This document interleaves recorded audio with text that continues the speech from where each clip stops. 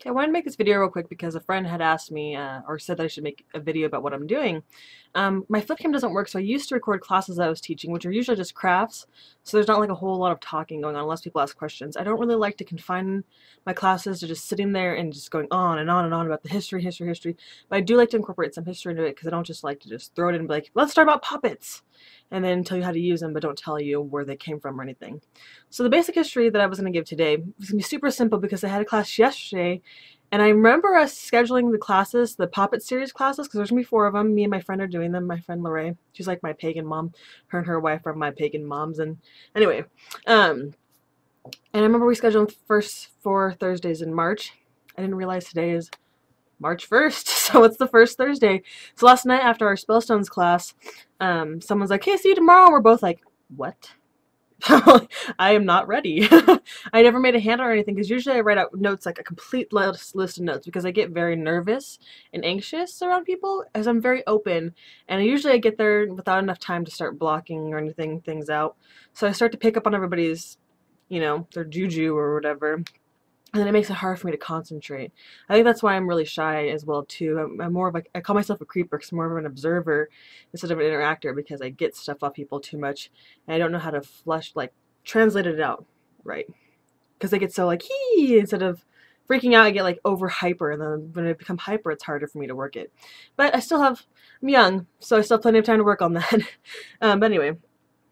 What the Poppets are making tonight for the first series, or the first class, we're going to make clay Poppets, which we take a basic salt dough, which you can get recipes online. I like to use the ones with oil in them, because so it's usually like 2 cups of flour, a cup of salt, and then like a couple of teaspoons of oil, and then it'll say like anywhere from a cup to 2 cups of water. I would just keep adding water until you get the right consistency, and I would use warm water so you get something that you can really work with. With the Spellstones, I like them more like the dough more goopy, so you can roll them better. And they're not really supposed to retain a shape, and they're harder to work with when they're like the dough is more, I guess, dense, you would say. But with these Poppets, you want to basically be making them like you're making cookies. So you want to get them to a good consistency, like a cookie batter. Roll them out. Make sure you put some powder down and everything. You're going to roll them out, the dough, and to take gingerbread. Where did I put my gingerbread? I wish, okay. I have a huge one that I'm bringing tonight. But you can get a gingerbread cookie cutter. I think we got this at the thrift store. So here's one. This is a big one though. You probably want to use smaller ones unless you have a lot of work or detail you want to put into it. And then that's how you would get the body shape of it. And usually what I do is I roll the edges so it's kind of like a softer looking thing. Oh, I totally just skipped over parts of it. Within the dough, what we tend to use, like in the Spellstones as well, I'll put different hoodoo powders.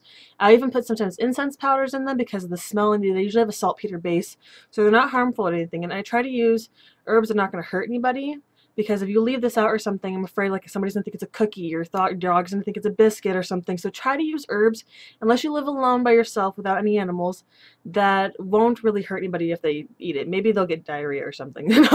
I'm being dumb, but something not really toxic. Because I know some people like to use more baneful herbs because it makes them feel more traditional, but you're not going to be thanking yourself for being traditional, or when your kid is barfing all over the place and you take to the hospital, or your dog is freaking out. So I would try and use more like herbs. Like I think when I think of herbs that are okay, I think of tea herbs.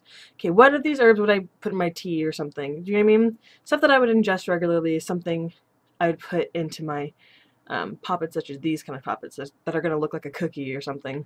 Not something, you can use other herbs when they're out of the way, or they're in something that doesn't look like it's edible. But so I'll make sure those are really powdered. The herbs that I use, I tend to pick them based off of how well they're going to break down. Because if you're using like pieces of cedar, unless you pull each little individual tiny piece apart, it's going to make it so that the batter doesn't stick that well together, and it's going to crack. So then it doesn't look as good, and it's not going to hold together as well. So I think last night we used a fast luck powder, we used a money drawing powder, we used cinnamon and some other kitchen powders like clove and everything, which also a lot of these ingredients you can get at your grocery store, or even the 99-cent store for some of the things, because cinnamon is so cheap you can get a huge thing of it at the dollar store. If you want to be organic, then you can always find that at the dollar store, and I try to be organic with most of the stuff that I can find. I know sometimes I can't always get an ingredient at a good price, but I usually put a disclaimer if it's on my site. So And also resins are good for this because you can basically powder them very well. And there's things that I've always I love using. Tonight I'm bringing, because we're making healing poppets, whereas last night we made prosperity spellstones. So the healing poppets, I was looking at some of the things, I'm like, okay, maybe eucalyptus or calendula or something, but I'm worried that it won't break down as much. And so if you do want to use something, incorporate a special herb, I would suggest making it into an oil first, which would take a couple weeks for it to seep into the oil and bring out some of the properties, or get the essential oil, or maybe even just use a tea, and the water that you're going to be putting into these poppets can be the herb, the infusion that you made out of it. So basically making a salt dough and adding herbs to it, rolling it out like it's cookies, cookie cutting it, and then shaping them. And so you can also add personal things, like if you're going to make this of another person or yourself, you could put, if it's your own thing, you could put your menstrual blood in it. You could put some, like a skin sample in it, like if you clip your toenails or something. But it also depends on your path. Some different body parts relate to different things, so be aware of that also. If you don't really care, the easiest thing to do is add a little of your hair to it. You can't really go wrong with that. I know sometimes people will consider toenails different, only connected to certain types of magic and whatnot, but basically you could put yourself into it before you, when you're making the mix, and you can always afterwards as well, if you're making, especially for another person, I don't, you can't really get anything of them, you can always add oils or just visualize that it's this person, because I know it's not always easy to get something of other person's, but that really strengthens the magic. And I never make notes for these videos, so I kind of go on tangents. I'm sorry if you can't keep, if you're not following my train of thought, because it's all over the place. But I like to let things air dry, because it doesn't mess with the consistency of the poppet. And even with my spellstones and everything, I air dry them. It takes a while. You got to make sure that your house is warm, or you're putting it somewhere where it can dry nicely, like a windowsill. I really wouldn't put it outside, because you never know what's going to happen.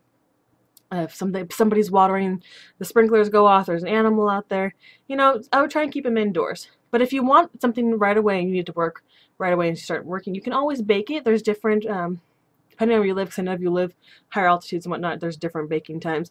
I would look those up online. There's basic salt dough recipes. Usually it's like the homemade Play-Doh recipes is basically what we're making. And then there's different ways you can work with the poppet afterwards. You can also add crystals in there.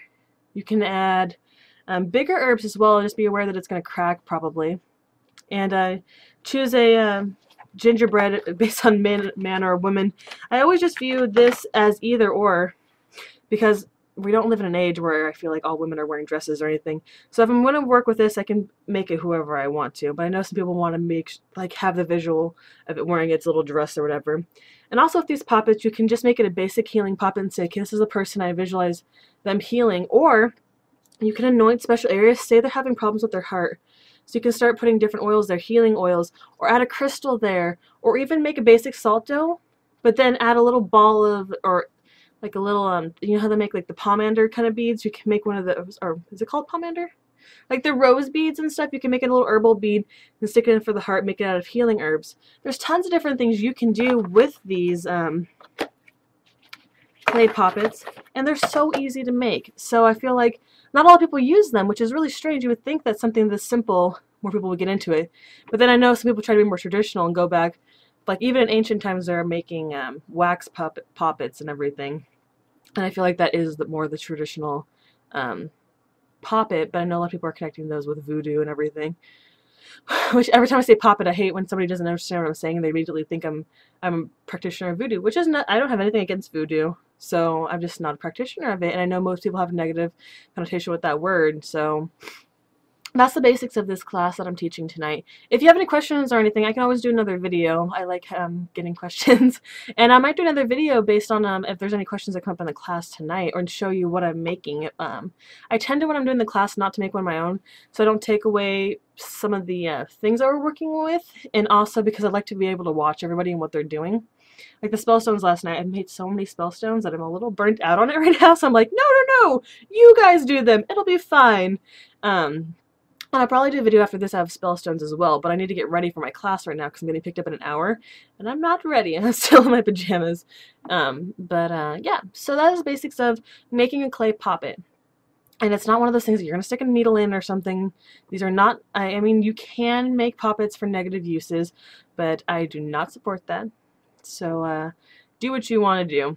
I feel like if I was going to do something malicious to someone, I you gotta remember that that things come back to you. So unless you're like extremely well protected and you're like the most powerful witch in all the land or something, I don't know. I'll do a video on how I view using curses and everything. I'm not a love and light person, so I kind of have like a mixed view on that I won't get into now because I'll make this video way too long and I gotta get ready. But yeah, so clay poppet making. And then next week I'm going to be doing Scandinavian yarn dolls. It's a little harder on here because I don't have the flip cam anymore. It's not working, which I could have been able to show you how to make it step by step. But fortunately, last time I taught somebody how to make one, they opened another shop exactly like mine and started selling them. They thought it was, they changed all these different things. And I was kind of honored that they were doing that, but kind of bothered because they like made it 4 times the price of what I was charging.